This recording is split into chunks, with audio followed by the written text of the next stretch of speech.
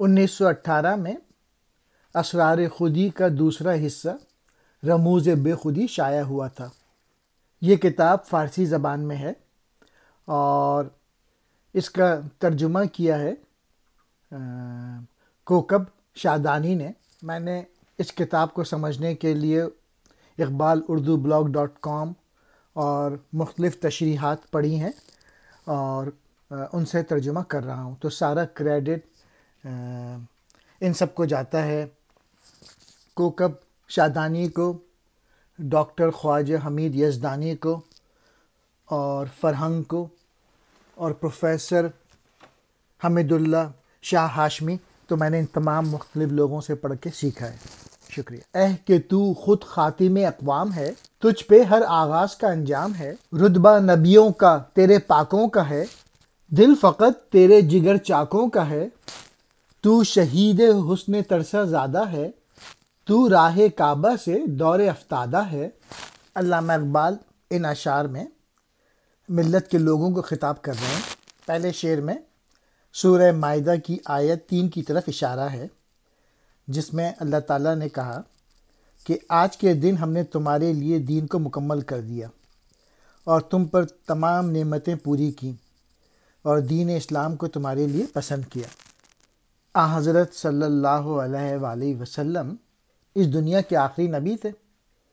اسی طرح سے ملت اسلامیہ، تو بھی قوموں کی خاتم ہے، یعنی تیرے بعد کوئی قوم پیدا نہیں ہوگی۔ دوسرے شعر میں اقبال کہہ رہے ہیں، تیرے جو پاک لوگ ہیں وہ نبیوں کی مانند ہیں، اور جو پاک صاف لوگ ہیں وہ انسانیت کے درد اور دکھ جو ہے نا اس کو دور کرنے میں لگے۔ تیسرے شعر میں اقبال تھوڑا سا کمپلین کر رہے ہیں کہ تم لوگ جو ہو وہ کعبے کے راستے سے دور ہو گئے ہو، اور جو نئے حسن ہے تم لوگ اس میں لگ گئے ہو، یعنی جو یورپ نے جو جدید تعلیم اور تہذیب دی ہے اس پہ تم فریختہ ہو گئے ہو۔ خاتم کہتے ہیں ختم کرنے والی، آخری۔ انجام ہے ختم کر پاکوں، پاک کی جمع یعنی متقی لوگ۔ جگر چاکوں، دلوں کو رفو کرنے والا، دوسروں کے دکھ و درد دور کرنے والا۔ دور افتادہ، دور ہٹا ہوا۔ تیرے کوچے کا فلک مشت غبار، تیرے رخ پر ہے نگاہ روزگار، موج کی صورت ٹھہرنا شاخ ہے، کس کے نظارے کا تو مشتاق ہے۔ اقبال کہہ رہے ہیں ملت کے لوگوں، یہ جو آسمان ہے یہ حقیر شے ہے تیرے سامنے، یہ مٹی کے غبار کے برابر ہے، اور ملت کے لوگوں یہ جو دنیا ہے یہ تجھ پہ توجہ کیے بیٹھی ہے۔ دوسری شعر میں اقبال کہہ رہے ہیں، تجھے کیا ہو گیا، تو کس طرف جا نکلا، تو کدھر جا رہا ہے، تو کیوں دوسرے کے نظارے دیکھنے کا مشتاق ہے، تو اپنا نظارہ کیوں نہیں دکھا رہا۔ پیروی سوزش پروانہ کر، برق میں تعمیر تو کاشانہ کر، عشق سے کر جان کو ایک جان نو، مصطفیٰ سے باندھ تو پیمان نو۔ پروانہ جو ہے وہ عاشق ہوتا ہے شمع کا، تو اقبال کہہ رہے ہیں کہ تو بھی جو ہے پروانہ بن، تو بھی اپنے اندر عشق پیدا کر اور چنگاریوں میں شرر میں اپنا محل تعمیر کر، اپنا گھر بنا، اپنے اندر عشق پیدا کر اور اپنے نبی مصطفیٰ صلی اللہ علیہ وآلہ وسلم سے محبت کر۔ کاشانہ بنیاد ڈال، میں نے جب دیکھا رخ زیبا تیرا، صحبت ترسا سے دل گھبرا گیا، ہم نوا خوش جلوہ اغیار سے، داستان گیسوئے رخسار سے، پیش ساقی جب جبیں فرسا ہوئے، قصہ مغزدگان کہنے لگے، میں ہوں تیری تیغ آبرو کا شہید، خاک کو میری تیرا کوچہ ہے عید۔ اقبال کہہ رہے ہیں کہ جب میں نے غور سے تم لوگوں کا چہرہ دیکھا، تمہارے بیلیوز دیکھے، تمہارے عقائد دیکھے، تو میرا دل گھبرا گیا۔ میرے جو ہم نوا ہیں، میرے جو دوست ہیں، وہ تو غیروں کے جلوے سے بہت ہی متاثر ہیں، وہ تو ہر وقت مجھے داستان سنا رہے ہیں، غیروں کی، اور ان سے بہت زیادہ متاثر ہیں دوسروں کی چیزوں، اور زیادہ تر جو داستانیں ہیں بس وہ ہونٹوں کی، گیسوں، لمبے لمبے بالوں کی، خوبصورت عورتوں کی داستانیں ہیں تمہاری پوئٹری میں جو آج کے شاعر موجود ہیں۔ اور جب بھی کسی کے پاس بیٹھو، کسی ساقی کے پاس، اپنے دوستوں کے پاس جب باتیں وغیرہ کرو تو وہ بس قصے ہی سنانے لگے غیروں کے، غیر عورتوں کے، غیر مردوں کے۔ چوتھے شعر میں اقبال کہہ رہے ہیں کہ میں تو، میری جو آبرو ہے وہ تو اپنی ملت کے ساتھ جڑے رہنے میں ہی ہے، میری خاک کو اسی میں خوشی ملتی ہے جو میرے بلیفس ہیں، میرے اسلامی بلیفس ہیں۔ صحبت ترسا نصرانی کی رفاقت، ہم نوا کہتے ہیں ساتھی کو۔ جلوہ اغیار، غیروں کا جلوہ، اغیار غیر کی جمع، جبیہ، جبی کہتے ہیں پیشانی۔ مغزادگان، مغزادے کی جمع، وہ حسین نوخیز لڑکے جو قدیم ایران کے میخانوں میں شراب پلایا کرتے تھے۔ عید سے مراد یہاں پہ ہے آرام، سکون، خوشی۔ مدہ گوئی سے بہت بالا ہوں میں، غیر کے آگے کہاں جھکتا ہوں میں، جب سخن نے کر دیا آئینہ ساز، کیوں سکندر سے نہ ہوتا بے نیاز۔ بار احساں میری گردن پر نہیں، کوئی دھبا میرے دامن پر نہیں، مثل خنجر سخت کوشی میری جاں، آپ دیتا ہے مجھے سنگے گراں۔ اقبال کہہ رہے ہیں میں مدح سرائی نہیں کرتا، میں کسی کے آگے جھکتا نہیں ہوں، چمچہ گیری نہیں کرتا کسی کی۔ اللہ تعالیٰ نے مجھے شاعری جیسا ہنر عطا کیا ہے، میں کسی سکندر، کسی بادشاہ، کسی وزیر، کسی امیر آدمی کے سامنے نہیں جھکتا۔ بار احسان، میں کسی کا احسان میری گردن پہ نہیں ہے، اور اقبال اس کو دھبا سمجھتے ہیں کسی کا احسان لینا۔ پھر اقبال بتا رہے ہیں کہ وہ سخت جان ہے، اور کیسے، جیسے خنجر ہوتا ہے سخت، اس طریقے سے وہ بھی ایک سخت ہیں، اور بھاری پتھر سے میں اپنے آپ کو چمکاتا ہوں۔ میسیج یہی ہے، کسی کا احسان نہیں لینا چاہیے، اپنی صلاحیتیں بڑھانی چاہیے، کسی کے آگے جھکنا نہیں چاہیے، اپنے آپ کو اسٹرانگ کرنا چاہیے، اپنی صلاحیتوں کو بڑھانا چاہیے۔ جب آپ میں صلاحیتیں ہوں گی تو پھر آپ کسی کے آگے جھکیں گے نہیں۔ مدح گوئی یعنی کسی کے آگے پیچھے پھرنا، کسی کا ہنر دیکھ کے، کسی کی چیزیں دیکھ کے، کسی اس سے امپریس ہو جانا۔ سخن سے مراد ہے یہاں پہ شاعری، کلام۔ آئینہ ساز، مجھے آئینہ بننے والا۔ سکندر، سکندر یونانی، سکندر کو آئینے کا موجد کہا گیا ہے۔ بار احساں، برداشت کرنا، سنگ کہتے ہیں پتھر کو۔ میرے دریا میں نہیں بےتابیاں، کاس ہے گرداب ہے مجھ پر گراں، ہوں حجاب رنگ میں کب ہوں شمیم، میں نہیں پابند امواج نسیم، اس شرر آباد میں اخگر ہوں میں، خود ہی خلط یاب خاکستر ہوں میں، تیرے در پر ہوں مگر یکسر نیاز، لے کے آیا ہوں فقط سوز و گداز۔ اگرچہ میں سمندر ہوں لیکن میری موجوں میں بے قراری نہیں ہے، میرے ہاتھ میں بھنور کا کشکول نہیں۔ جب صبح ہوا چلتی ہے تو اس کی وجہ سے پھول کھلتے ہیں اور چمن میں خوشبو پھیل جاتی ہے، یعنی خوشبو جو ہے وہ ہوا کا شکار ہوتی ہے۔ اقبال کہہ رہے ہیں کہ وہ کسی کا شکار نہیں ہوتے، وہ جو ہیں رنگ کا پردہ ہیں، کوئی خوشبو نہیں ہے، وہ کسی باد نسیم کی لہر کا شکار نہیں ہوتے۔ میسیج یہ ہے کہ اقبال جو ہے نا وہ مادی فائدے کے لیے اس دنیا میں نہیں زندہ رہ رہے، انہیں اس سے، مادیت سے کوئی لگاؤ نہیں ہے، وہ بے نیاز ہیں ان چیزوں سے۔ اور اقبال کہہ رہے ہیں میں جو ہوں وہ انگارے کی طرح ہوں، اور میری راگ جو ہے نا مجھے تنہائی عطا کرتی ہے، یعنی میں اس دنیا میں بے نیازی کے ساتھ زندگی گزار رہا ہوں، میں پیسے کے پیچھے اور مٹیریلزم کی طرف نہیں جا رہا۔ پھر اقبال کہہ رہے ہیں میں تیرے در پر ہوں مگر یکسر نیاز، میں تم لوگوں کے پاس آیا ہوں، ملت کے لوگوں کے پاس، اور لے کے آیا ہوں اپنا دل، اپنی شاعری، تاکہ تم لوگوں کے حالات بدل جائیں۔ بھنور کا کشکول، کشکول جس میں فقیر بھیک مانگتے ہیں۔ نسیم کہتے ہیں صبح کی ہوا۔ اخگر ہوں میں انگارہ ہوں، خاکستر میری راکھ، تیرے در پہ یعنی ملت اسلامیہ کے در پر، تیری چوکھٹ پہ۔ نیاز کہتے ہیں نذرانے کو۔ آسماں سے بارشیں ہوتی ہیں جب، میرے دل پر ہی برس جاتی ہیں سب، میں انہیں کرتا ہوں جوئے نرم رو، پھیرتا ہوں تیری جانب جو بجو۔ تو میرے محبوب کا محبوب ہے، میرے پہلو میں دل مطلوب ہے، جب سے ڈالی عشق نے طرۂ فغاں، دل کا آئینہ بنا اشک رواں۔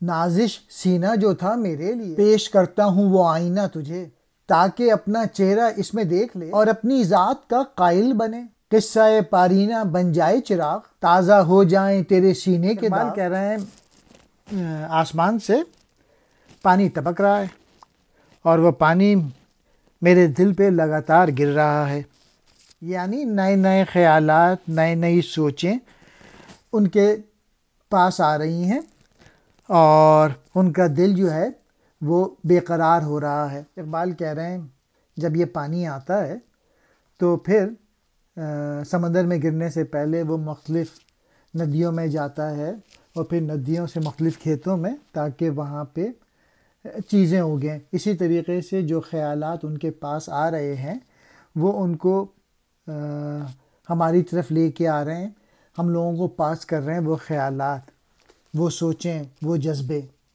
جو آسمان سے ان کے پاس اللہ نے وہ جو سوچیں عطا کی۔ تو میرے محبوب کا محبوب ہے، یعنی یہ جو امت ہے یہ اللہ تعالیٰ کو بہت محبوب ہے، اور اس وجہ سے اقبال کو بھی اپنی ملت سے بہت محبت ہے، اور یہ عشق اقبال کے دل میں موجود ہے اور یہ جذبہ موجود ہے، اور یہ جذبہ یہی ہے کہ مسلمانوں کے حالات صحیح ہو جائیں۔ اور جو ان کا جو دل کا آئینہ ہے، یعنی ان کا جو دل ہے اس میں اشک رواں یعنی جذبے بیدار ہو گئے اقبال کے، تاکہ وہ پوئٹری لکھ سکیں۔ اقبال کہہ رہے ہیں جس طریقے سے پھول کا سینہ چاک ہوتا ہے اور پھر اس میں سے خوشبو نکلتی ہے، تو اقبال نے بھی اپنا سینہ چاک کر لیا ہے، تاکہ کھول کے انہوں نے باتیں پیش کی ہیں اور تمہیں اپنا آئینہ بھی دکھا دیا ہے کہ آج کل کیا حالات چل رہے ہیں۔ پھر اقبال ملت کو ان کا چہرہ بھی دکھا رہے ہیں کہ آج کل ملت کا کیا حال ہے اور ان کا ماضی کیا تھا، تاکہ وہ اپنی ذات کا قائل بنے، تاکہ ان کو پتہ چلے ان کا ماضی بہت شاندار تھا۔ قصہ پارینہ یعنی جو پرانی جو کہانیاں تھیں، پرانی جو داستانیں تھیں، اقبال کہہ رہے ہیں میں پھر سے دہراتا ہوں، تاکہ تیرے جو سینے کے داغ ہیں پھر سے ہرے بھرے ہو جائیں، اور پھر تیرے اندر خود ہی پیدا ہو جائے، پھر دوبارہ عمل کرنا شروع کر دے، پھر جذبے آ جائیں، پھر حرارت پیدا ہو جائے تم لوگوں کے اندر۔ طرۂ فغاں بنیاد ڈالی آہو فغاں کی۔ قصہ پارینہ تیرا بہت پرانا قصہ، تیری پرانی داستان تازہ ہو جائیں، ہرا بھرا ہو جائے۔ قوم نامحرم تھی اپنی ذات سے، زندگی میں نے طلب کی اس لیے، میں سکوت شب میں بھی نالا رہا، خواب میں دنیا تھی میں گریہ رہا، دل سکون و صبر سے محروم تھا، ورد بس یا حیو یا قیوم تھا، آرزو تھی خوں ہو جائے اگر، اس کو آنکھوں سے بہا دوں سر بسر، تا کجا جلتا ہی میں پہم رہوں، صبح سے میں طالب شبنم رہوں، اشک ریزی شمع سا کرتا رہوں، ہر شب تاریک سے الجھا رہوں، جلوہ افزا بن گئی میری کمی، بزم کی رونق ہے میری برہمی۔ علامہ اقبال نے ان اشعار میں قوم اور ملت کے متعلق جو ان کی سوچ ہے وہ بیان کی ہے۔ اقبال کہہ رہے ہیں یہ قوم جو ہے میری، یہ اپنی صلاحیتوں سے ناخبر ہے، میں نے اللہ تعالیٰ کے حضور جو ہے گڑ گڑایا ہوں، دوبارہ ان کے لیے دعا کی ہے۔ آدھی شب میں اٹھ کے دعائیں مانگی ہیں، جب دنیا والے سو رہے ہوتے ہیں میں اس وقت گریہ کر رہا ہوتا ہوں، میں اللہ کی عبادت میں ڈوبا ہوا ہوتا ہوں۔ رات میں اٹھ کے اقبال جو ہے یہ پڑھتے رہتے تھے، یا حیو یا قیوم، اے ہمیشہ زندہ رہنے والی اور ہمیشہ قائم رہنے والی ذات، یعنی اللہ تعالیٰ، یہ اللہ تعالیٰ کی صفات ہیں۔ میری جو جان ہے اس میں صبر اور سکون سے میں محروم ہو چکا ہوں، اور اسی لیے میں دعائیں مانگے جا رہا ہوں۔ دعا پائیدار اور محکم زندگی کے لیے تھی۔ میری ایک ایسی آرزو تھی، اسے لہو بنا کر بہایا اور آنکھوں کے راستے باہر نکالا۔ یعنی جب اقبال جو ہیں رات میں جب وہ دعا مانگ رہے تھے، یا حیو یا قیوم پڑھ رہے تھے، اور اس دعا کی شدت کی وجہ سے ان کی آنکھوں سے خون کے آنسو جاری ہو گئے۔ پھر اقبال کہہ رہے ہیں، میں کب تک قوم کی خاطر تڑپ اور بے قراری کا شکار رہوں گا، اور کب تک صبح سے شبنم کی بھیک مانگی جائے۔ میں نے شمع کی طرح اپنے آنسو اپنے آپ پر گرانے شروع کیے، اور اسی کی طرح اندھیری رات سے پنجہ آزمائی شروع کر دی۔ جس شمع سے آنسو نکلتے ہیں وہ شمع خود پگھل جاتی ہے اور اندھیرے کو ختم کر دیتی ہے۔ تو اقبال یہی کہہ رہے ہیں کہ وہ اپنے آپ کو مٹا کے انہوں نے روشنی کرنے کی کوشش کی ہے۔ یہ جو شاعری لکھی ہے انہوں نے، اس میں انہوں نے بہت درد ہے اس شاعری کے اندر، اور خون جگر لگایا ہے اس شاعری میں۔ یعنی شمع تو پگھلتی رہتی ہے، لیکن لوگ اس کی روشنی سے اپنی محفلیں سجاتے ہیں۔ یہ انالوجی دی ہے اقبال نے کہ وہ بھی شمع کی طرح ہیں، اور ان کی وجہ سے جو محفلیں ہیں ان میں رونق ہے، یعنی مسلمانوں میں جو جذبے موجود ہیں وہ اس وجہ سے کہ اقبال نے وہ اپنی شمع جلائی ہوئی ہے۔ قوم نامحرم، ایسی قوم جو اپنی حقیقت سے نا آشنا ہو۔ زندگی میں نے طلب کی، یعنی میں نے دعا کی۔ سکوت کہتے ہیں خاموشی کو، نیم شب آدھی رات کو۔ نالہ کہتے ہیں رونا آنسو، فہم کہتے ہیں مسلسل کو، لگاتار کو۔ تا کجا کب تک، شمع کہتے ہیں موم بتی کو۔ جلوہ افزا، میں نے بڑھا دیا، اضافہ کر دیا۔ جلوہ کہتے ہیں روشنی کو۔ سوز سے خالی میرا سینہ کہاں، اب میرے ہفتے میں آدینہ کہاں، جس میں فرسودہ میں رشتہ جاں کا آہ کا جلوہ ہے گرد آلود سا، جب مجھے صبح ازل پیدا کیا، نالہ حق نے عود جاں میں بھر دیا۔ نالہ جس نے راز کھولا عشق کا، حسرت گفتار کا ہے خوں نبھا، آگ کی فطرت جو دے خاشاک کو، شوخی پروانہ بخشے خاک کو، مثل لالہ عشق و کافی ہے داغ، ہے گل نالہ گریباں کا فراغ۔ میں یہ گل دیتا ہوں تیرے ساز کو، ایک محشر تیرے خواب ناز کو، خاک تیری اس سے ہوگی لالہ زار، ہر نفس سے آئے گی بوئے بہار۔ علامہ اقبال کہہ رہے ہیں، مجھے ایک پل کے لیے بھی فرصت نہیں ہے، اور یہ جو میرا ہفتہ ہے یہ جمعے کا شرمندہ نہیں ہے، یعنی میں ہر لمحہ جو ہے وہ تڑپ میں بے قراری میں کھویا رہتا ہوں۔ اس سلسلے میں پورا ہفتہ جو ہے چھٹی کا کوئی دن نہیں آتا، یعنی اقبال جو ہیں 7 دن کام کرتے ہیں، اور یہ اقبال کی جو حالت اور کیفیت ہے یہ مسلسل اس کے اندر بے قراری موجود ہے، اور ان کی جو روح ہے ایک آہ اور سوز سے ان کی جو گرد ہے وہ غبار آلودہ ہے۔ یعنی اقبال نے اس مثال سے یہ بتایا ہے کہ ان کا جو جسم ہے وہ کمزور ہے، اور وہ غموں اور بے قراریوں کی حامل جان کا ذکر کیا ہے انہوں نے، اور جب خدا نے ان کو صبح ازل پیدا کیا تھا تو صبح ہی یعنی شروع سے ہی جو ہے وہ نالہ، وہ سوز، وہ تڑپ ان میں موجود تھی۔ یعنی وہ تڑپ یہی تھی کہ مسلمانوں کے حالات اچھے ہو جائیں، یعنی فطرتاً اقبال یہ کہہ رہے ہیں وہ اپنے قوم کے عاشق ہیں، اور اس کی عظمت اور سربلندی کے لیے اللہ تعالیٰ کے حضور ہر وقت وہ دعائیں مانگتے رہتے ہیں۔ عشق کے لیے لالہ کا سا ایک ہی داغ کافی ہے۔ اقبال یہ کہہ رہے ہیں کہ نالہ اور تڑپ اور بے قراری ضروری ہے قوم کے لیے، اور عشق نام ہی ان باتوں کا ہے۔ میں یہ ایک پھول یعنی نالہ میرا، یعنی جو عشق ہے، جو میرا پیشن ہے، میری آہوزاری ہے، میں تیری دستار میں سجاتا ہوں، اس لیے تاکہ تو گہری نیند سے اٹھے اور تیرے اندر قیامت کا سا ہنگامہ بپا ہو، تاکہ تو محنت کرے، جستجو کرے، اپنے حالات تبدیل کرے۔ یعنی ملت اسلامیہ جو اس وقت جد و جہد سے دور ہے، جو غلامی کی زندگی بسر کر رہی ہے، اقبال بیدار کرنے کے لیے انہوں نے شاعری کا سہارا لیا ہے، جس میں ان کے جذبات موجود ہیں، تاکہ مسلمان دوبارہ بہار کے دن دیکھ سکیں، اچھا وقت آ جائے اگر وہ اپنی خود ہی ڈیولپ کریں، اپنی صلاحیتیں بڑھائیں۔ آدینہ کہتے ہیں جمعہ، چھٹی کا دن، پیکر فرسودہ، پرانا جسم، نڈھال جسم، گرد آلودہ، غبار یا خاک میں اٹکا ہوا۔ صبح ازل، ایسی صبح جس کی کوئی ابتدائی حد نہ ہو، شروع ہی سے۔ اسرار عشق، عشق کے بھید افشا گر ظاہر کرنے والا، خوں بہا خوں کی قیمت۔ محشر کہتے ہیں قیامت کو، لالہ زار جہاں لالے کے پھول کثرت سے ہوں،